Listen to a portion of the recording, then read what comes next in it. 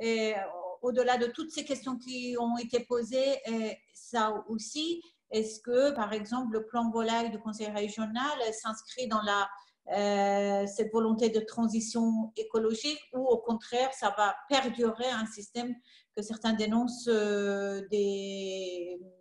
désuet et donc il faut arrêter avec ce système. Voilà.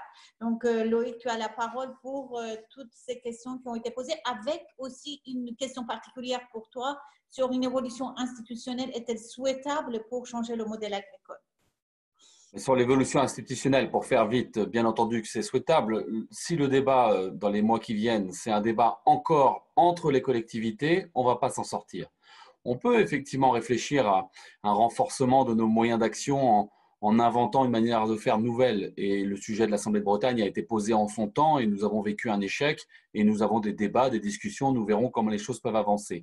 Mais le vrai sujet, c'est la relation entre l'État et les collectivités. Si on s'enferme dans un débat sans fin entre les collectivités sans poser la question des compétences de l'État et des collectivités, on va se perdre entre nous et on va perdre notre capacité à agir. Ça, c'est un vrai sujet sur lequel il faut travailler. Pour ce qui concerne le plan volaille, merci Foro de poser les pieds dans le plat. Tu as raison de poser ce sujet. Il faut, pour le coup, là, je suis face à des hommes, des femmes qui partagent une grande valeur, c'est faire en sorte qu'il y ait une forme de progrès, de travail pour tous, de faire en sorte que chacun puisse s'insérer dans sa vie et travailler correctement. Il y a eu des drames en Bretagne sur les GAD, les Tilly-Sapco, etc. Je n'y reviens pas, vous les connaissez. Quand le drame Doux est arrivé, modèle non soutenable de Doux. Il s'est cassé la figure à un moment donné quand les cours du soja d'un côté et les cours du réal de l'autre ont fait que l'entreprise a été étranglée. Il y a eu une double réaction. Une réaction d'abord humaine vive par rapport à la situation des centaines d'emplois à Châteaulin, de la situation de ces hommes, de ces femmes qui, pour certains d'entre eux, travaillaient depuis le début de leur activité professionnelle dans l'usine, avec en plus un niveau de mise à jour et de formation qui était très très bas, ce qui pose un vrai problème d'ailleurs par rapport à nos valeurs et à la capacité des hommes et des femmes de poursuivre leur vie professionnelle en fonction des aléas de leur activité économique, enfin de l'activité de leur entreprise. Et il y a eu aussi une grosse émotion dans la population. Je ne sais pas si vous vous en souvenez, qui consistait à dire, mais est-ce que c'est normal que dans nos cantines, dans nos EHPAD, dans les restaurants, 7 poulets sur 10 viennent de l'international? Puisque c'est le cas aujourd'hui. 7 poulets sur 10 consommés dans la restauration à domicile viennent de l'export, de l'Ukraine, de Pologne, du Brésil ou d'ailleurs.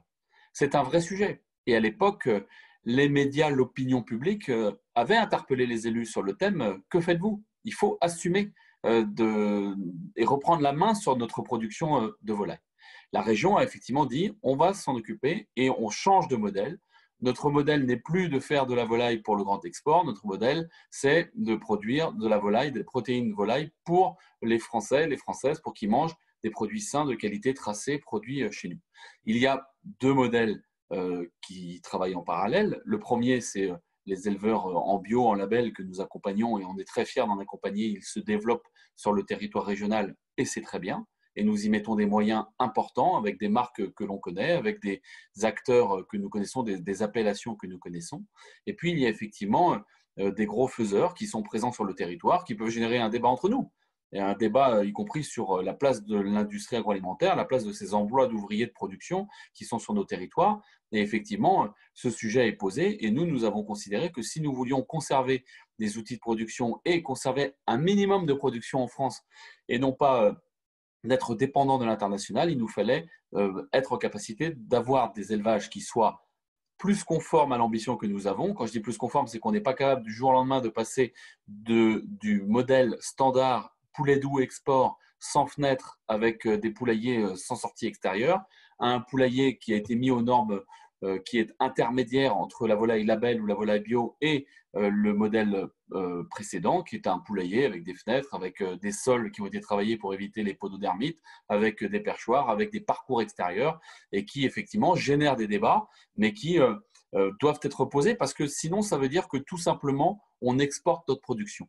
Et ça, c'est un vrai sujet que nous devons regarder. C'est-à-dire que si on fait produire dans d'autres pays avec des normes sociales et environnementales que nous ne voulons pas voir chez nous, mais qu'on importe ces produits, il y a un vrai problème. Je ne dis pas qu'encore une fois, ce projet ne va pas faire objet de débat, voire de désaccord. C'est un choix politique que j'ai posé après de longs échanges avec la majorité. Nous avons même révisé le plan puisque nous avions considéré, la majorité régionale avait considéré que le premier plan posé n'était pas assez performant au niveau environnemental. On a poussé les curseurs et je le redis, tout cela à nombre de mètres carrés de poulailler constant et non pas en accroissement de poulailler. Et par rapport à ce que disait Pascal Delhomme tout à l'heure, bien entendu que les élevages vont continuer à muter.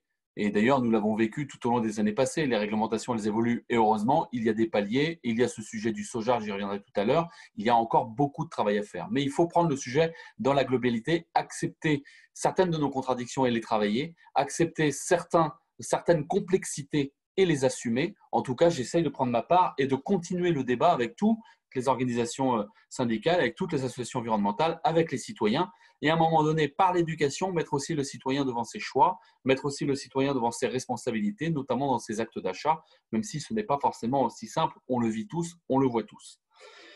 Pour continuer sur les différentes questions qui ont été posées, sur le revenu minimum qui a été posé au tout début de nos questions, redire qu'effectivement, le paiement redistributif est un des outils et il faut continuer à mener ce combat. Il est au niveau national et pas au niveau européen.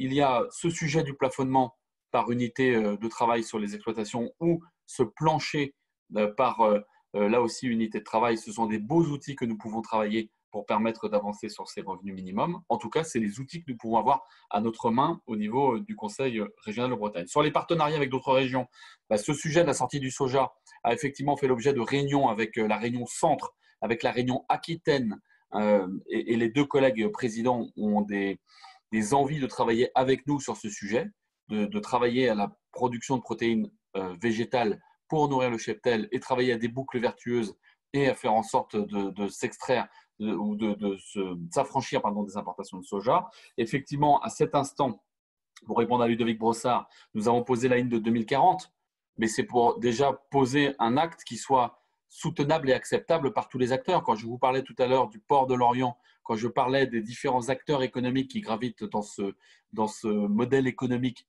précédent et qui doit buter, effectivement, ça ne se fait pas du jour au lendemain. C'est exactement comme l'arrêt du véhicule diesel ou c'est exactement comme certains modèles économiques qui doivent muter, mais nous devons les muter sous condition de soutenabilité sociale et sous condition de cohésion sociale, parce qu'il y a des vraies tensions et des vrais risques chez certains acteurs. Mais la volonté doit être affirmée, la ligne, elle est posée, la ligne politique, elle est posée, et on doit travailler sur ce sujet tous ensemble, y compris sur l'achat public, je vais y revenir. Ayons en tête qu'il y a des sujets aussi de coûts dans cette opération. Il y a des externalités très positives, il y a une boucle vertueuse qui va se mettre en place, je n'en doute pas un instant, pour revenir sur ce qui a été dit par différents acteurs. Je suis certain que des externalités positives seront très vite enregistrées, mais il y a des décisions qui vont générer des coûts et des externalités négatives dans un premier temps qu'il va falloir assumer collectivement. Pour ce qui concerne l'achat public, je vais annoncer que je demande à ce que toutes nos cantines lycées, on a 140 lycées, arrêtent les achats de volailles qui sont nourris avec du soja. Il faut qu'on soit cohérent avec nous-mêmes. Et ça, on va le mettre en place à la rentrée prochaine. J'ai prévenu le recteur. Je vous le dis là, ce sera annoncé publiquement là aussi le 8 ou le 9 ou le 10 juillet. On va annoncer qu'on demande à ce que la volaille de nos lycées soit exclusivement nourrie avec des protéines végétales françaises. Effectivement, pas encore à la parcelle, mais françaises. Ce sera déjà un effort considérable au regard de la différence de prix, mais il faut l'assumer, sinon nous ne sommes pas cohérents au niveau du discours que nous produisons. Pour la qualité de l'eau et la quantité d'eau, chère Jocelyne Théaudin, la région Bretagne a mis dans son SRADET le principe de la soutenabilité de la croissance au regard des quantités d'eau disponibles. Et en clair, ça veut dire qu'à un moment donné, des villes ne pourront plus se développer si la qualité et la quantité d'eau ne sont plus là. C'est un vrai sujet. Et ce sujet a été couplé à une ambition, c'est de faire un parlement de l'eau. Un parlement de l'eau dans lequel on pose tous les acteurs. Un parlement de l'eau dans lequel, bien entendu, il y a les collectivités, les 3 niveaux de collectivités, région, département et le bloc communal. Il y a les usagers de l'eau, les citoyens, les entreprises, les agriculteurs. Il y a les associations environnementales, il y a les syndicats. Et il faut que ce parlement de l'eau soit capable de débattre de ces sujets. Nous avons conscience que dans les années qui viennent, nous allons avoir des difficultés. Quand on commence à parler de désalinisation d'eau de mer à Saint-Malo ou de canalisation considérable entre Gare-les-Dents et Rennes, ça pose forcément question. Donc, il faut travailler là-dessus, ensemble. Il y a des solutions. Il y a aussi des sujets de recyclage d'eau pour que, par exemple, l'agroalimentaire travaille avec des eaux qui feront l'objet d'un nettoyage et non pas forcément de l'eau du réseau potable. Il y a des sujets qui sont travaillés dans d'autres pays européens, qui sont travaillés dans d'autres pays, qui permettent d'économiser des dizaines et des centaines de milliers de mètres cubes. Et si, encore une fois, l'objet, c'est de dire on ne veut plus de l'agroalimentaire parce que ça consomme de l'eau, elle ira ailleurs dans un autre pays et nous importerons les matières. Donc, il faut assumer nos responsabilités. Et ce sujet de Parlement de l'eau, à mon sens, méritera une attention de chacun, en plus, à mon sens, d'une gouvernance de l'eau au niveau des collectivités ensemble, parce que vous avez parlé des bassins versants. Il y a un côté très positif des bassins versants, c'est le travail qu'ils peuvent faire les uns les autres sur leur territoire, mais il y a un vrai défaut, c'est la taille des structures, la concurrence entre les structures, les débats qui ne s'opèrent pas à des bassins plus vastes comme le Grand Bassin Vilaine. Et là, on voit bien que le département d'Ille-et-Vilaine y a travaillé et que la région soutient le travail qui est fait de couplage des bassins versants avec les grands établissements de bassins pour ensuite travailler à l'échelle de la Bretagne hydrographique, puisque à un moment donné, nous sommes tous interdépendants. Et là, il y a encore du boulot, il y a encore des clochers. Et pour avoir été un maire qui défend son clocher, je sais qu'il y a des dépassements compliqués à mettre en œuvre et sur lesquels on doit travailler tous ensemble. Pour Fabien Lambert, et rapidement dire que je suis complètement d'accord avec lui sur le travail sur les lycées agricoles, les CFA, les centres de formation pour adultes. Il y a un vrai travail à faire. Ce référentiel formation dont acte, je vais regarder ce que l'on fait. J'avoue que je n'ai pas ça en tête à cet instant, mais je crois qu'on est seulement force de proposition. Je suis même quasiment sûr qu'on est seulement force de proposition, mais on peut travailler avec les différents partenaires pour avancer là-dessus. Et sur Carta, je vais faire sortir les dossiers Carta des lycées agricoles. Et comme je vois plusieurs conseillers régionaux qui sont là, ils me le rappelleront. On sortira les dossiers Carta pour regarder s'ils sont bien compatibles avec le bien manger. Et s'il y a des écarts, on pourra les corriger très vite, sans même attendre les prochaines échéances, parce que pour le coup, l'ensemble des actions politiques de la région doivent se conformer à la Brescop et donc doivent se conformer à notre politique du bien manger. Et les projets Carta, nécessairement, doivent intégrer ces orientations politiques. Cédric Henry, FDSEA 35, moi je voudrais d'abord le remercier de sa présence et le remercier de la prise de parole. Je trouve ça très bien qu'il y ait une pluralité de débat, qu'il y ait une pluralité d'expression, qu'il y ait aussi une mise en avant des grandes des visions communes que nous pouvons avoir sur beaucoup de sujets.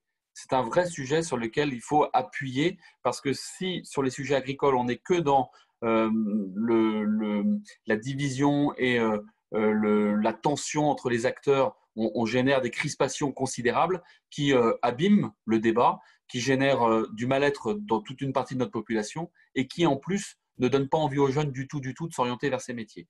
Donc bravo pour la venue. Oui, bien entendu, il faut travailler sur le sujet des importations. Et je vais dire la même chose ce soir dans une intervention sur le numérique. On ne peut pas, à un moment donné, être incohérent au point de dire qu'on peut détruire nos emplois chez nous et accepter dans l'agroalimentaire, dans l'agriculture, comme dans le numérique, et je parle de Nokia là pour le coup, que nous soyons biberonnés par des acteurs qui n'ont pas les mêmes normes sociales et environnementales. Nokia, l'agnon, en un mot, ça part au Canada et en Inde. Et ça va continuer à faire du business en Europe. Il faut que la Commission européenne intervienne. Sinon, on va là faire plus que du gilet jaune. On va fragmenter complètement notre société et on va désespérer nos concitoyens. Même chose sur l'alimentation. À partir du moment où des molécules sont interdites chez nous, il faut que l'Union européenne interdise l'entrée de ces molécules sur le territoire européen. Et il faut que sur certains produits, il y ait une politique fiscale beaucoup plus lourde.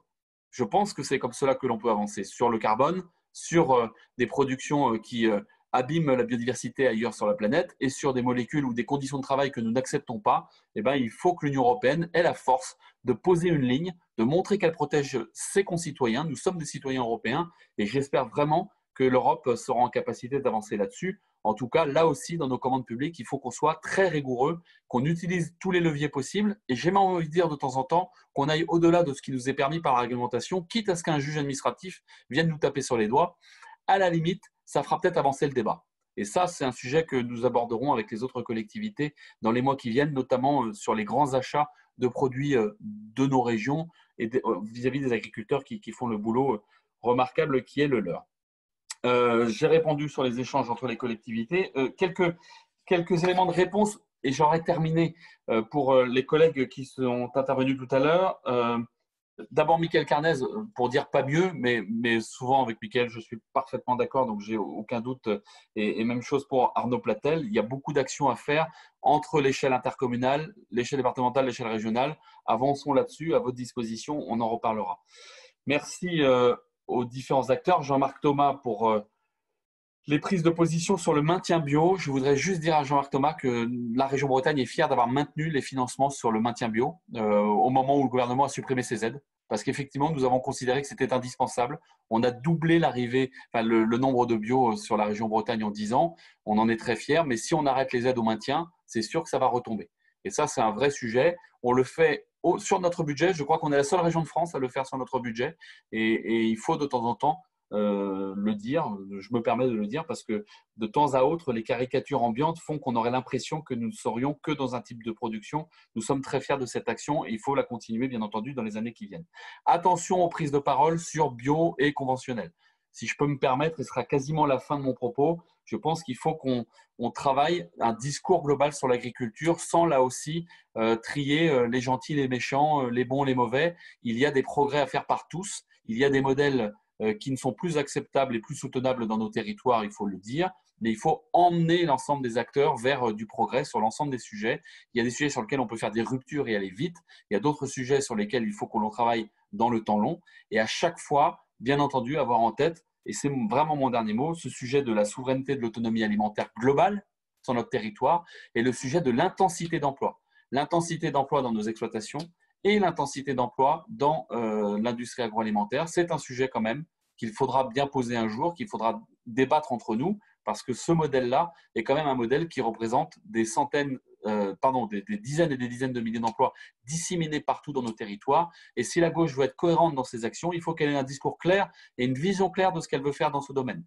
Sinon, nous allons fractionner là aussi la population et générer des angoisses et des tensions considérables chez une partie d'entre nous qui, reconnaissons-le, ne sont pas dans les emplois les mieux payés de Bretagne. C'est un travail sur lequel on doit réfléchir à moyen long terme. Moi, je suis à votre disposition pour ce type de débat. J'ai trouvé ça passionnant, j'ai trouvé ça enrichissant. J'ai plein de choses encore à apprendre, bien entendu, moi aussi, comme tous, et à votre disposition les uns les autres pour la suite des débats au Braise ou ailleurs, parce qu'il y a plein d'autres lieux où ça discute, et c'est tant mieux.